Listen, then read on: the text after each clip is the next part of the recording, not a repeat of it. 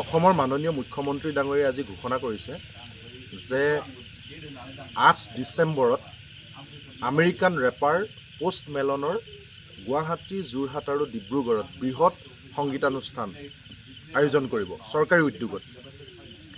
আমি ভাল পাইছোঁ, কাৰণ সংস্কৃতি বা গীত মাত আদান প্ৰদান হ'ব লাগে।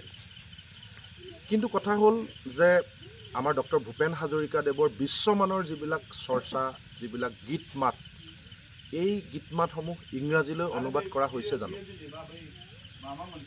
আমাৰ শংকৰদেৱ মাধৱদেৱৰ সৃষ্টিৰাজিক বিশ্ব দৰবাৰলৈ নিবৰ কাৰণে ইংৰাজীলৈ অনুবাদ কৰা হৈছে জানো?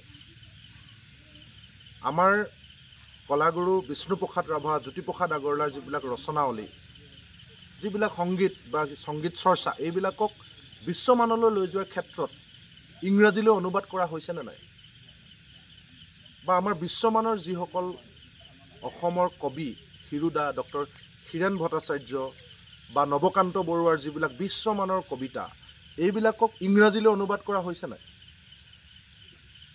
ডক্টৰ ভূপেন হাজৰিকাদেৱৰ যিখন গৱেষণা পত্ৰ, বিখ্যাত গৱেষণা পত্ৰ, সেই গৱেষণা পত্ৰখন অসমীয়ালৈ অনুবাদ কৰা হৈছেনে? এইবিলাক প্ৰচাৰ প্ৰসাৰ কৰা হৈছেনে?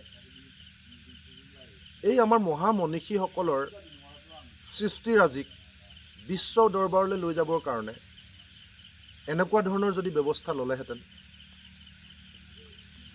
এই কামবিলাক অসম চৰকাৰে কৰাহেঁতেন, আমি ভাল পালোহেঁতেন।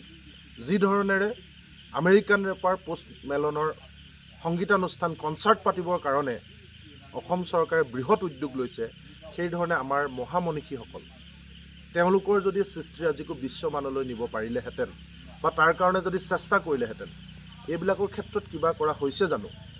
অসমৰ মাননীয় মুখ্যমন্ত্ৰী ডাঙৰীয়াক আমি ইয়াৰ পৰা এই প্ৰশ্নটো সুধিব বিচাৰিছোঁ। Stay informed, stay ahead. News NE 365.